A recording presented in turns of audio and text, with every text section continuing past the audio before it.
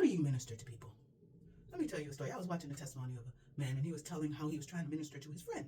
So what happened is they went to lunch, and he sees angels walking around with people. And so his friend had his angel with him, and he said he was speaking some truths and stuff like that about Yahuah. And gold arrows, one, shot out his mouth, going toward his friend.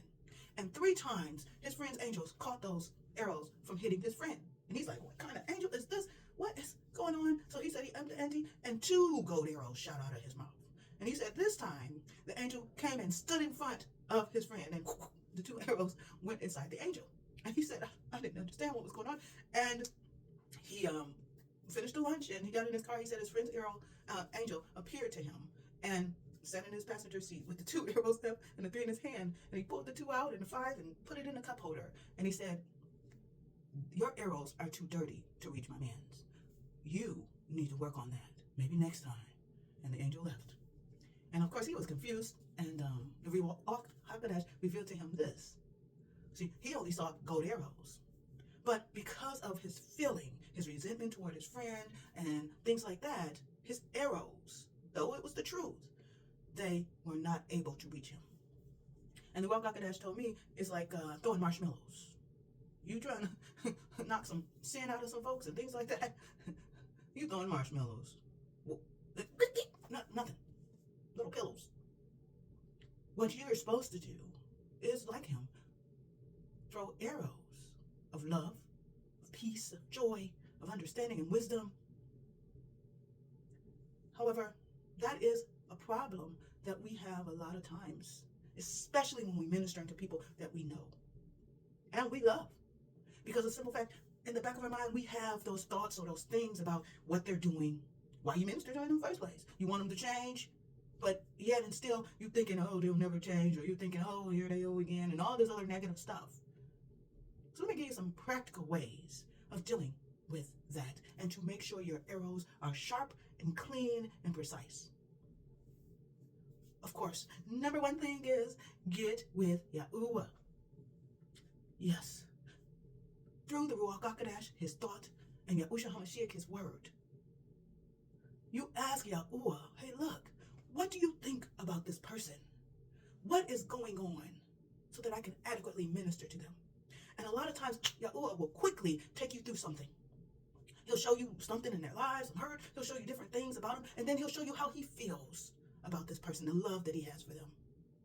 So then you coming not from, oh, I know this person, I know what they're going through and all this other stuff, I know what they're doing. You're coming from what Yahuah says. So you're coming with the truth of who it is that person that you're ministering to is to Yahuah, because his word is the truth. It doesn't matter what they're doing. It doesn't matter what they're dealing with in this physical reality. It matters what Yahuah says about them. And so when you're praying or palawing for someone, or you're talking to someone, you can come with that information. And so that helps to sharpen and strengthen your truth. And what the Ruakh Ha'Qadash does is he will lead and guide that arrow to those little soft spots in that person's heart that can plant, that arrow can hit and cause damage to the deception and the lies and the problems and everything like that. Yes, you're coming with that light and that authority and that power, that frequency from Yahuah, so that sharpens your stuff. Make sure you're there. When Yahuah asks you to go and do a family function, you know it's coming. Okay, so then what you're going to do is you're going to prepare yourself the week if you got, or 2 weeks, or whatever you got. And you're going to keep speaking over. Yahuah revealed to me the things that I need to say, how I need to walk, what I need to wear, whatever. So that you can adequately minister to these people. I'm talking about loved ones. Because you got to remember, Yahusha himself, his brother's like, oh, here you go. Come on over here. Because they didn't even believe in him.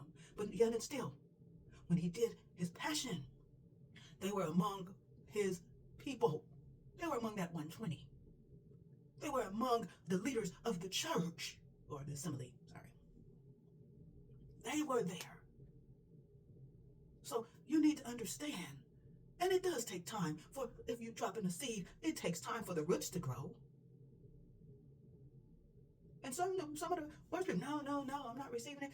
And then they come back a couple of days or weeks later, like, you know what you said really touched my heart and all this other stuff. Let Yahuah guide you. And I'm not just talking to you, I'm talking to me.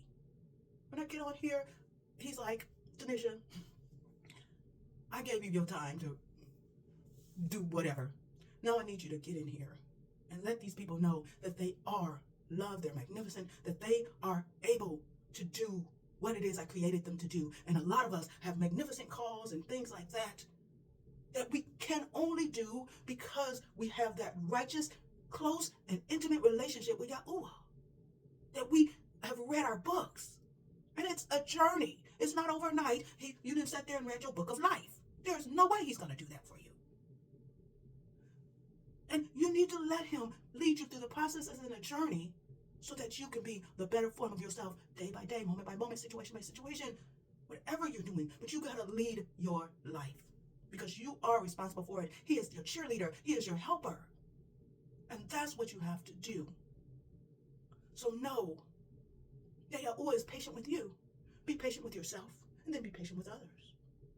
Because this is how we're going to walk in the authority and the power and the wisdom and the knowledge and the diligence and everything that we need to make this world a better place. One heart, one soul at a time. You are magnificent. Get with Yahuah so that you can live in it. He is the Most High Sovereign. Get with him to learn how to be sovereign. So till next time, know that Yahuah loves you. Accept his love. Love yourself. I love you. Other people love you. Accept our love. Earn your own throne. And remember, you are responsible for your life. You lead your life. Nothing else and nobody else. And the best way to do it is get with Yahuah. Say what he says about you. Start believing it. Start trusting in it and doing it. Get with the Ruakh Ha'Qadash. Yahusha Ha'Mashyakh. They'll teach you how to literally utilize all that Yahuah is saying about you. Till next time. Shalom.